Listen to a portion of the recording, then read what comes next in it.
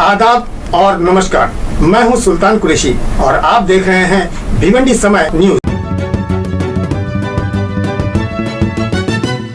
दोस्तों, मैं सुल्तान कुरैशी और आप देख रहे हैं भिवंडी समय न्यूज। इस वक्त मैं खड़ा हूं अशोकनगर के पास, जहां पर सुभाष माने साहब की ऑफिस का इफ्तिताह हुआ है, जिसे माजी खासदार कमल पाटिल साहब के हाथों किया गया। आइए कुछ तस्वीरें भी आपको दिखाते हैं कि किस तरह से इसका ओपनिंग हुआ है और किस तरह से लोग यहां पर आकर इस ओपनिंग में शामिल हुए हैं। और खास तौर से ये जो इलेक्शन का मौका आ रहा है, इस ऑफिस को आचार संहिता से पहले ही ओपनिंग कर दी गई है, ताकि इलेक्शन के सारे कामकाज जो है इस ऑफिस के जरिए हो सके। आइए और अधिक जानकारी के लिए हम डायरेक्ट इस ऑफिस को इस वक्त खोलने का मकसद क्या था और खास तौर से अब इस ऑफिस में किस तरीके का काम होगा और किन किन लोगों को। हालांकि सुभाष माने साहब ने कहा है कि हमने शिवसेना से यहाँ की इलेक्शन लड़ने की यहाँ टिकट की मांग की है। अब देखना यह है कि महायुति जो है वो किसको टिकट देती है, शिवसेना को देती है, बीजेपी को देती है या एनसीपी को देती है। वो तो आने वाले दिनों में पता चलेगा जब हाईकमान से आदेश हो जाएगी। फिलहाल तो इस ओपनिंग का ओपनिंग हो चुका है और यहाँ पर इलेक्शन के बुलबुल बजने के बाद में, लेकिन यहाँ का बुलबुल पहले ही बज चुका है। आइए देखते हैं कुछ तस्वीरें और जानते हैं कि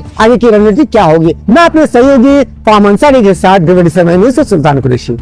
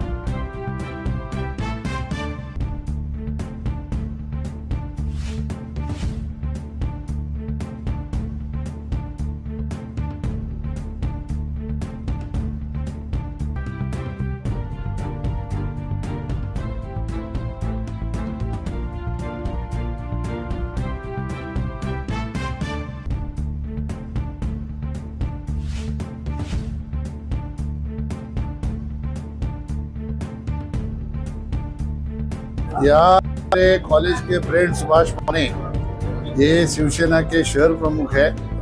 इनके कार्यालय का उद्घाटन हुआ है। महायुति के सभी यहाँ के लोकल नेतागण इस उद्घाटन समारोह में सम्मिलित हुए हैं।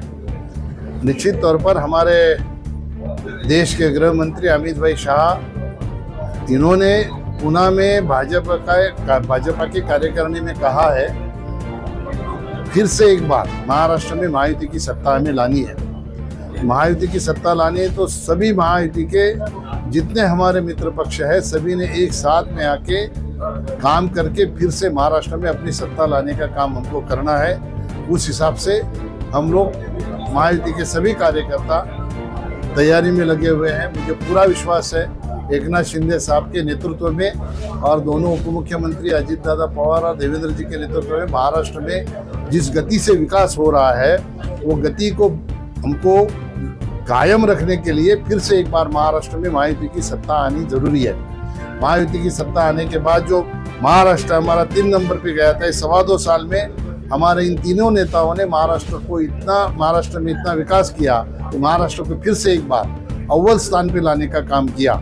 अभी महायुति के कार्यकर्ता खाली तय नहीं करेंगे, जनता ने भी तय किया है कि फिर से एक बार महायुति की सरकार इस महाराष्ट्र पे लानी है और इसके तैयारी में महायुति के सारे कार्यकर्ता लगे हुए हैं। देखो, बंटवारा करना हमारा काम नहीं है, हम तो सामान्य कार्यकर्ता है।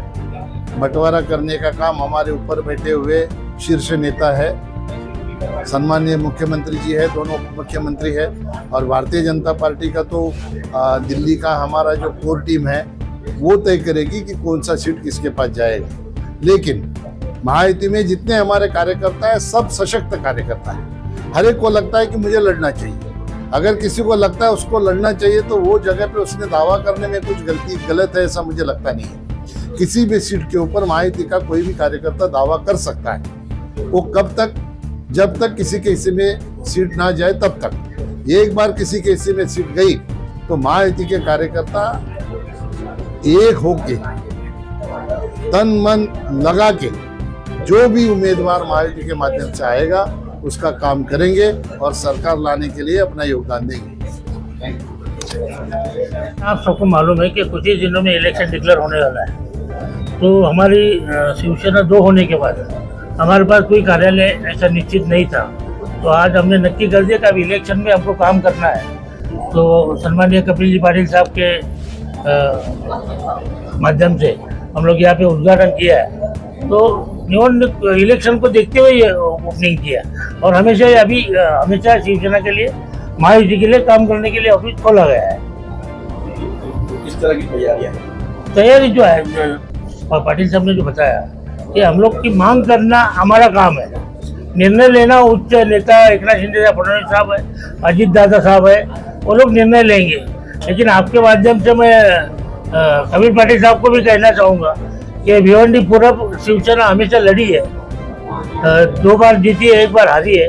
तो मैं उनको भी रिक्वेस्ट करूंगा कि ये भिवंडी की पूरब की सीट है, ये शिवसैनिकों की भावना है।